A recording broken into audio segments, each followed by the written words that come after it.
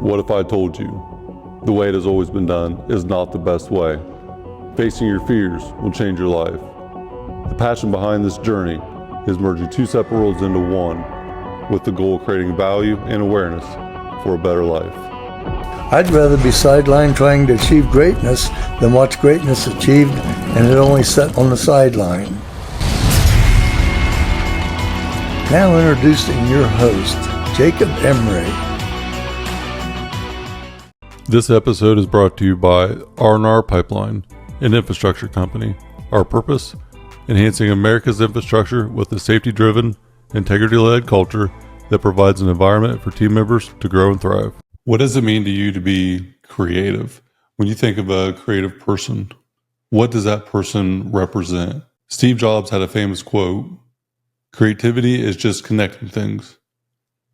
So with that quote in mind, if you would look over your lifespan, what are unique things that happened to you that either set you back with adversity, created fear, that you were able to overcome? Think of 3 things or experiences or situations in life that ultimately changed your life. 3 things that made you who you are today, whether good or bad.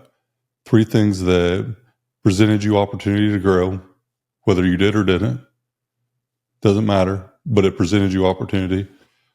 What are 3 things that you can put together, good, bad, or indifferent, that have shaped you to become the person that you are today? And reflection is it's such a powerful tool. Reflecting on the past, having gratitude for the good and the bad, knowing that life happens for me, not to me, but really understanding why you are in the place that you're at in the present moment. What did you connect together to create the life that you have today? If you look back, you can oftentimes see trends or things that were put together and ultimately put you where you're at today. And for me, I'll share a personal example. There are so many things that I've been able to connect the dots on that I didn't have a understanding of at the time, dreaded the situation at the time, wish it could have been different, and would have done a lot of things in my control had they been there to make it different. But I didn't, and they weren't. Everything that happens for us in life ultimately happens for a certain reason. Whether we can see it or not see it at the time, more than likely we're not going to be able to. But trusting in the greater good, trusting in the process, and knowing that throughout life, we're going to have things that just don't add up, and that's okay. My life motto changed probably 2 years ago. It used to be all about persistence, gas pedal, aggression, and it still is, but with patience. Persistent patience. Persistent patience is my life motto. I am persistent in my pursuit. I am persistent in getting better with max effort. I am persistent in adding more value with my intent, being good. I am persistent in everything that I do, but I am patient on the outcome. I am patient on the result. And regardless of the result, because of what I put my priorities into, I can live with any outcome as long as I know that I gave it max effort, good intent, persistent patience. So my formula for life is good intentions plus max effort equals persistent patience. And because of events that happened in my life, I have been able to connect them together to ultimately land me here. And I'll give you an example. So 3 different situations in my life. I'm a fitness fanatic, and I have been for a long time because of fear, adversity, and not being somebody that I was proud of. So fitness, I'm a pipeliner. Through and through, I'm a pipeliner because of my passion for heavy equipment and what I love from a young age and have still a passion for today. So I have this passion for heavy equipment, went into the pipeline world. Still, my number one passion today, I would say, is from a business perspective, is the pipeline world. So normally there's a pain of some sort There's something you're passionate about and something you do. So the thing I do, or profession, running heavy equipment, pipeliner. The pain would have been the adversity and the fear. So I started lifting weights. And then there's normally something you're passionate about, helping other people. Not knowing then, but ultimately looking at it now, I can clearly see what led me to the point of the Iron Infrastructure LLC. So I'm a pipeliner. I lift weights. I'm passionate about helping other people. And all three of those combined, what do you have? How do you end up at the place that you're at? So for me, I wanted to be a personal trainer. I actually, probably 10 plus years ago, maybe longer than 10 years ago, maybe closer to 15, actually was going to be a personal trainer, was going to do personal training on the weekends. It was something that I was very passionate about. And it was about 15 years ago. I was about 20 years old. I wanted to do it on the weekends. And I had an unfortunate circumstance where I had to make a choice. Did I want to be a pipeliner or a weightlifter or personal trainer? And basically, I had one decision to make. I go take a test. I passed the test for NESA certified, a DVD, 10 chapters. You could take a test in Columbus. And when faced with that choice, I ran. I got scared. Not knowing now, or knowing now what I didn't know then, I took a leap of faith, sticking with the pipeline. And then it was probably because it was safe. But now I know because it was for the greater good. So I put down my fitness, personal training dreams and pursued the pipeline world. And at this time, I might be making $12 an hour, probably 2009 or 10. And I stuck with what was already secure, what was already somewhat safe. But it fueled something in me also that I didn't realize until probably later in the last year or so. I continued to evolve in all areas of fitness. I obsessed over it because I had that big development curve in a short amount of time. It just sparked something in me to get to the place I'm at today. And the fitness never left. So it just created this evolution at a very young age of I want to know everything and anything I can. And knowing that that's what I want, I also figured out in 5 years or so that I'll never know that much because there's so much to learn. And it is a continuous improvement to the biggest degree as far as understanding your inside body, yourself, your own body, but being able to help other people get to a better place. So I stayed in the workforce and continued to work out somewhat quietly because it was almost looked down upon. But I didn't care. I did my thing because I knew mentally and physically how it made me feel. I sold supplements at 16 years old for Corey Gregory. And I didn't know at the time that us being introduced by a mutual friend who was my personal trainer and us ultimately getting that introduction, starting going into business together when I was 16 or 17, my failure in that business ultimately led me to one of the best things that ever happened. I failed in that business. A few years later, I got scared. I ran. I didn't go back to the old school gym because I was ashamed of failing. And I was out of town, and I remember hearing Corey Gregory on Spike TV, who had just found a muscle farm. I thought, holy shit. I just quit. I ran from the thing. I was scared of it. Didn't understand why I quit. Didn't understand why I was scared. Unconsciously, maybe not even been aware of it, but I did it anyways. Also, a very, very powerful learning curve at a young age. So as I get older, I reconnect with Corey, start training again with him, going in on Saturdays and doing the old 1,000 rep workouts. And he is becoming this big, successful business person and changed the game with Muscle Farm. And Muscle Farm was really Corey Gregory. He was the face of it. He built that brand. He was that brand. And the only reason that brand ever went anywhere was because of him.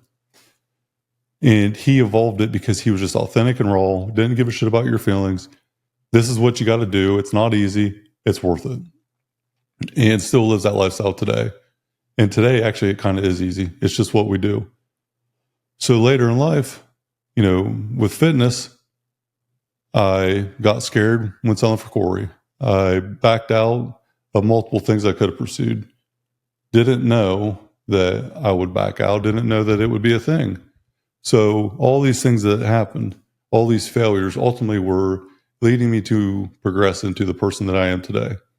And now I know it was all meant to be the way it is. So years go by. Corey helps me through a bodybuilding show, and I'm still in the pipeline world.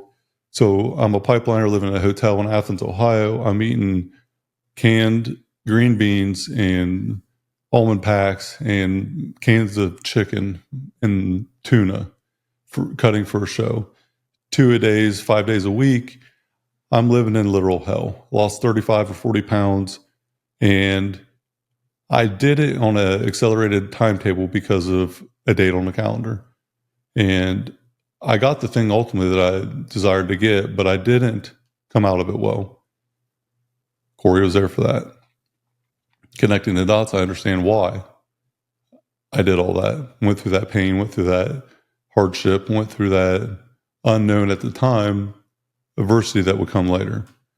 So all these things that happened, I never figured it out at the time. But as Steve Jobs also said, you cannot connect the dots in the present or in the past. You have to do it in the future when you can see it all. So maybe when connecting the dots, you have to have all the dots there. I progressed through our pipeline. I evolved with personal development. I changed who I am through this whole entire time and get to the point where my dream is to buy the company. And I was still passionate about the lifting, still passionate about fitness, wanting to take care of myself. The third thing that I mentioned to start was wanting to help other people. Unconsciously, I always wanted to help other people, but I didn't understand how much I cared to help other people. And I probably would have said it was selfish because I always wanted to train someone to take my spot. Ultimately, though, looking back, I wanted other people to feel success and feel progression and understand that you want to get to this place, here's what you got to do. And I can only say that because I did it. So I thought it was selfish because it ultimately was going to drive me forward. But when helping other people, there is a return on that investment, whether tangible or intangible, whether most people don't. I didn't seek out a return. I just knew that if I did X, I would get to Y. And doing X was helping other people take my spot and fill that void. And so I always wanted to help other people also with things that I could see that could really help them out. And I never forced it on anyone, but I wanted to say, hey, I know you're going through this pain, the pain of X. If you're open to suggestions or want to talk about it, I have a couple things that could probably help. So I never framed it with preaching. I always framed it with suggestions if that person was open to it. Now, the Iron and Infrastructure LLC, connecting the dots. The Iron and Infrastructure LLC is all about blue-collar workforce, age demographic of 24 to 50, 90% men. But blue-collar workforce, particular construction, pipeline industry. It is also a part of the fitness where years after Corey helped me with the show and Muscle Farm and all that, Max Effort Muscle was formed. And at the beginning, I had nothing in it outside of being a loyal buyer of the brand because of the brand. And then an opportunity came up to be a part of it. The Iron and Infrastructure LLC is R&R Pipeline and Max Effort Muscle and my intent all put together. Looking back now, and even at the time that it was formed, I didn't even understand it. I couldn't connect the dots even when the company was started. But as the development for me has really evolved in the last year, and the gratitude and understanding of life that I have now has changed, things are so different for me now in my understanding. Now I'm able to connect the dots. And the Iron and Infrastructure LLC is nothing more than the iron passions with heavy equipment, R&R Pipeline, weightlifting, Max Effort Muscle, and the infrastructure development mentally and physically, personally and professionally, with the Pipeline of Prosperity program that I've came up with, and some other things that I've done to help other people, and just personal development in general, mental and physical development. The Iron and Infrastructure LLC is nothing more than me connecting the dots. Now I understand the purpose even more clearly than I did before. Now I can clearly define the exact why of it. Louis Simmons once said, "I didn't invent toilet paper, but I'm smart enough to use it." And so creativity is just connecting things, experiences, adversities, issues, problems that you want to solve. It is nothing more than looking back in your past and things that you've learned and connecting them and creating a solution or an opportunity out of that. I'm not a crazy creative person, but I understand my story. So I would just suggest anyone that has doubt about their life, what's your story like? Can you write your story? If you write your story down, look at your story. What does it tell you?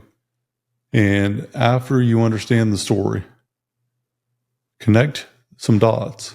Take 3 of the biggest highlights of your story, and what do you get out of that at the end? If you take all 3 and you connect 2 at a time, what's the end look like? Connect the dots, write your story, see what you come up with.